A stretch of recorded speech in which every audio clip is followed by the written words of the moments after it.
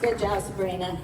Well, that was a wonderful segue into what I'm going to talk about, actually, because the title to my message is Blooming and Blossoming Seasons. So, Sabrina, since you said you were waiting for your season, I think this message is for you. Blooming and blossoming seasons. And because I'm probably the oldest, well, I wouldn't say oldest, but I would say the more seasoned person here. Yeah, so I just had a birthday, although I'm still in denial of turning 70.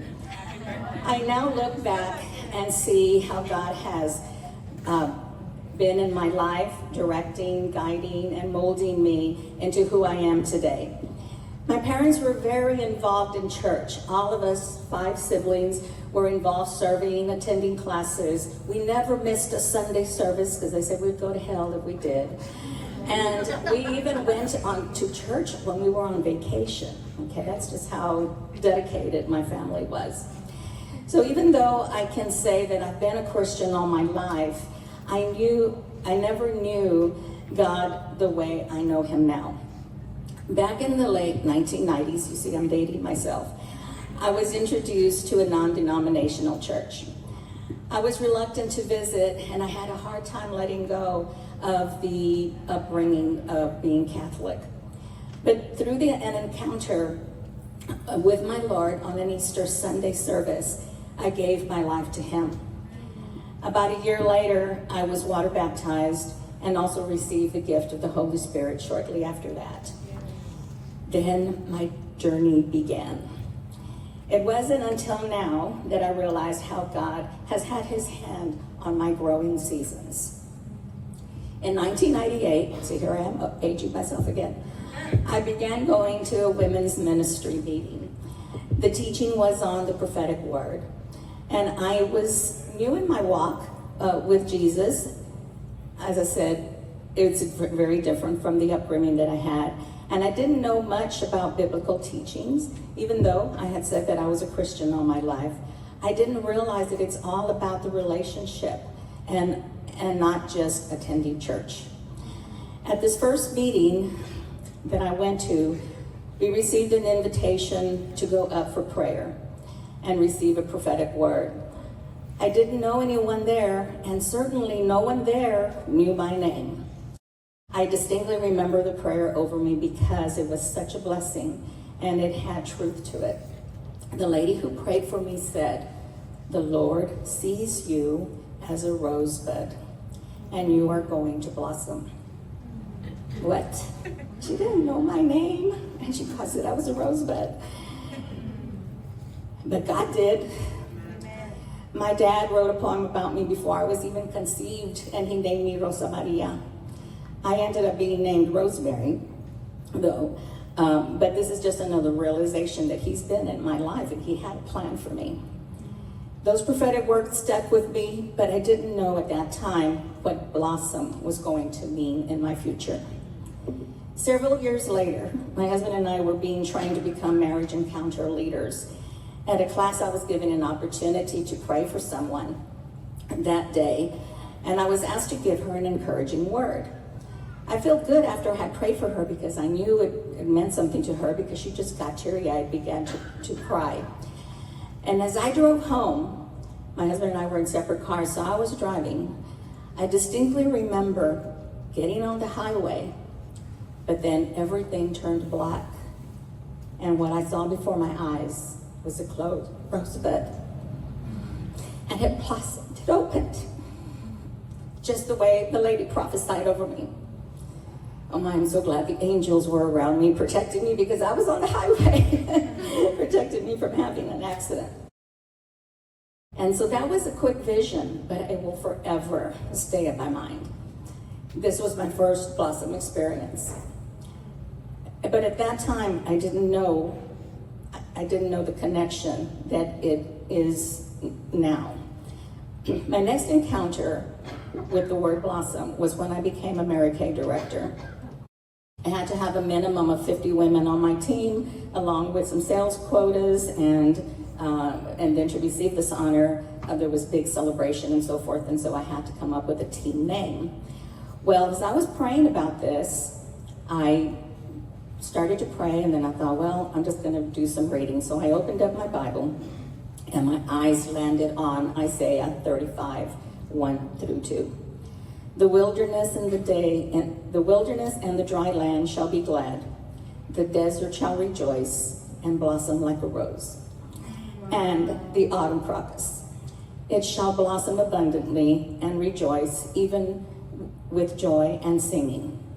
Well, the autumn crocus is actually a blooming autumn plant that produces goblet-like flowers.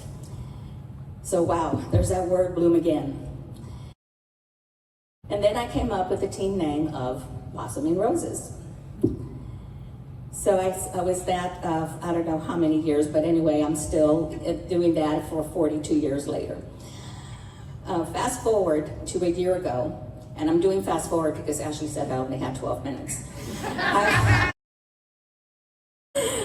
joined this wonderful group of ladies and the ministry of Bloom. But wait, there's more. About a month ago, I was at an appreciation brunch for a women's Bible study that I attend. The person that was giving the devotional before the meal decided to call on a few ladies and give them an encouraging word. There were about 30 women there, and she called on me. She said, Rose, the Lord says, you were once a rosebud, and you have bloomed. Wow. I was thinking about that first prophecy. And then next I remember, she said some other things, but I couldn't remember everything. But and then after that, I remember her saying, he has heard your cry and has bottled up your tears. See, for the last 4 years, I've been going through a really terrible trial in my family. And he said, he's heard me. He's heard my cry, and he's bottled up my tears. To add to that amazement, I was wearing a Bloom t-shirt. I really don't think that she could have seen me from the distance that she was at. But wow, there it is again. I was wearing the Bloom shirt. She mentioned something about blossoming. And the shirt that I was wearing is a birthday gift that Ashley gave me, and it says 70 and still blooming. Look at God. I felt so blessed. Where these two prophecies were 28 years apart. The first one said, I will bloom. The second one said, I have bloomed. Yes. So you see, with each lesson in my life, his hand has been on me. Yes. In Psalm 23:6, it says, surely mercy and unfailing love shall follow me all the days of my life.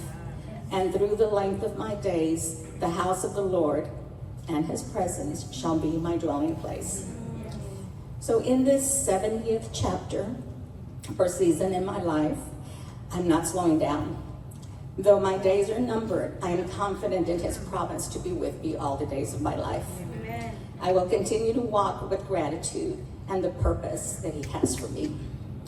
My motto for many years has been, the best is yet to come, and my journey is not over. As a matter of fact, my license plate says that. Best is to come. So I'm in a new season now. First, I just started a new job this week.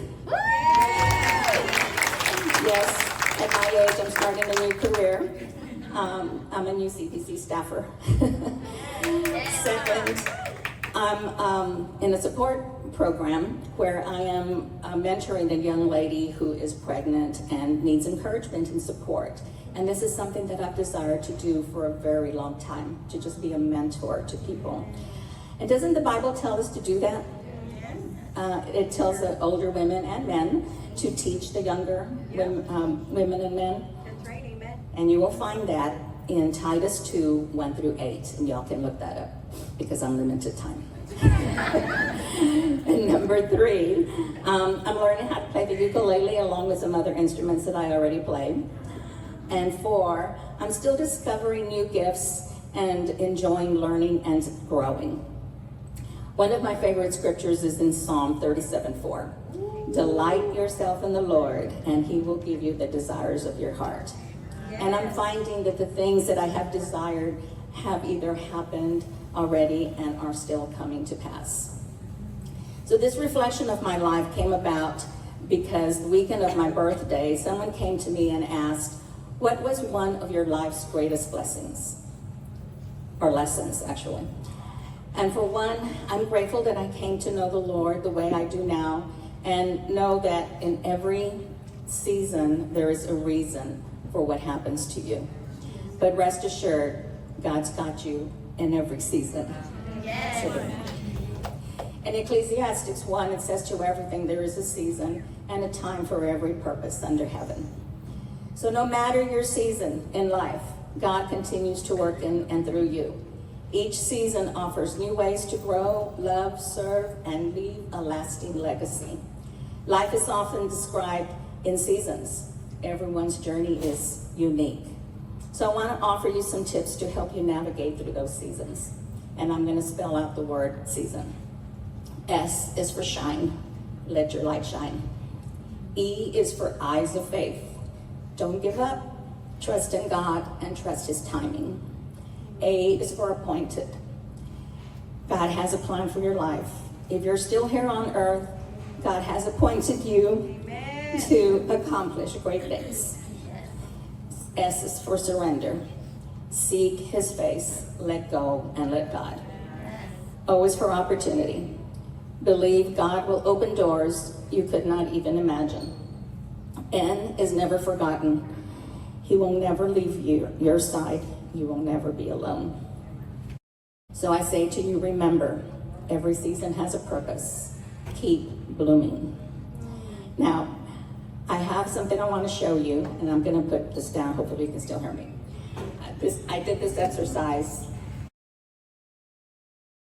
Someone gave me this exercise right actually when I turned 70.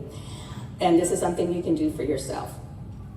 You take a measuring tape, and on the opposite side of the measuring tape, it goes to 100. Okay? So what you do is you get the tape, and you tear off the age that you think, up into the age you think you're going to live. Okay? So that's that. And then you tear off your age. So when I did that, and I tore it, this is how much time I have left. I challenge you to do that. Look at how much time you have left. What are you going to do with your life? Blessings to you.